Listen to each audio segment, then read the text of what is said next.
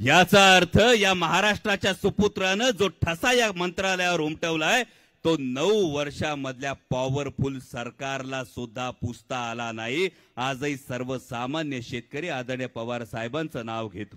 यामधला फरक लक्षात घ्या भावांनो। जेव्हा कांद्याचे भाव वाढले होते मगाशी कांद्याच्या माळा, या कांद्याच्या माळा ठिकठिकाणी शेतकऱ्यांनी दिला नाही। आणि या कांद्याच्या माळा देत असताना आदरणीय साहेब प्रत्येक शेतकऱ्यांनी सांगितलं या माळा आम्ही संसदेमध्ये पाहिल्या होत्या। जेव्हा भाव वाढले होते तेव्हा भारतीय जनता पक्षाचे नेते याच माळा घालून येत होते आणि सांगत होते निर्यात बंदी करा, निर्यात बंदी करा। आणि तेव्हा माझ्या सर्वसामान्य कांदा उत्पादक शेतकऱ्याला 4 पैसे मिळण्याची आशा निर्माण झाली आहे। काहीही झालं तरी मी माझ्या शेतकऱ्याच्या ताटात माती कुणाला कालवू देणार नाही, मी निर्यात बंदी करणार नाही असं जर कोणी ठामपणे सांगितलं असेल तर ते आदरणीय शरदचंद्रजी पवार साहेबांनी सांगितलं।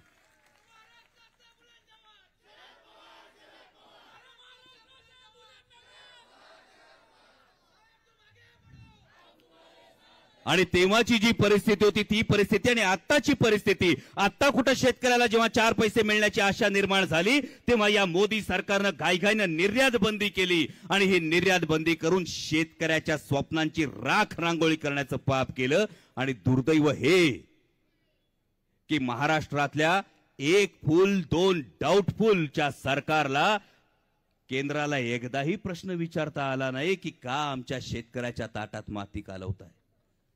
रोज उठून एक मंत्री आरोप करतोय, रोज मंत्री आरोप करतोय। म्हणजे मला असं वाटलं एक मंत्री आरोप करतोय या शेतकरी आक्रोश मोर्चामध्ये काय, दुसरा मंत्री आरोप करतोय या शेतकरी आक्रोश मोर्चामध्ये काय। भारतीय जनता पक्षाचे प्रदेशचे अध्यक्ष बोलले घाईघाईनी की या शेतकरी आक्रोश मोर्चानं काहीच होणार नाही।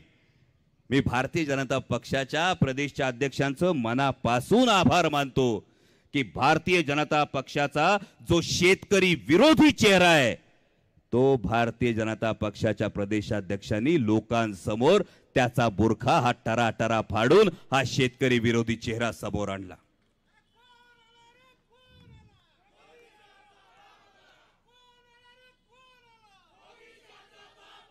कारण असं म्हटलं जातं 1 फूल 2 डाऊटफुलचं सरकार का म्हणतो। देशाला जरी कृषी मंत्री नसला तरी महाराष्ट्राला कृषी मंत्री आहेत। पण महाराष्ट्राचे कृषी मंत्री ज्या जिल्ह्यातले आहेत त्या जिल्ह्यातल्या शेतकऱ्याच्या कांद्याची पट्टी बघा।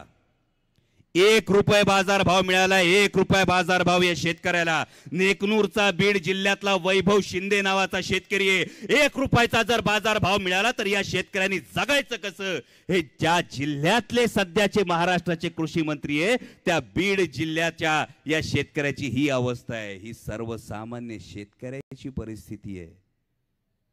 आणि तरी सुद्धा जर सरकारला जाग येत नसेल आणि सरकारला फक्त आणि फक्त राजकारण आणि निवडणुकाच डोळ्यासमोर ठेवायच्या असतील तर दुसरं काय करणार।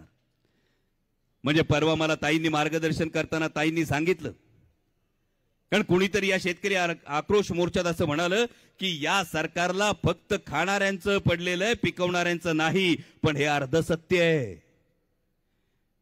जसं मगाशी विकास लवांडे म्हणत होते ना याच्यात आणि त्याच्यात वाद लावायचा, तसाच हा सुद्धा प्रकार आहे। खाणाऱ्यात आणि पिकवणाऱ्यामध्ये वाद लावायचा हा फार मोठा प्रकार आहे। जर याच्यामधला विचार केला तर याला प्राइस स्टॅबिलायझिंग फंड जो असतो या प्राइस स्टॅबिलायझिंगचा फंडचा जर केंद्रानं विचार केला तर खाणाऱ्याला सुद्धा रास्त दरात माल मिळेल आणि पिकवणाऱ्याला सुद्धा त्याच्या मेहनतीचं मोल मिळेल।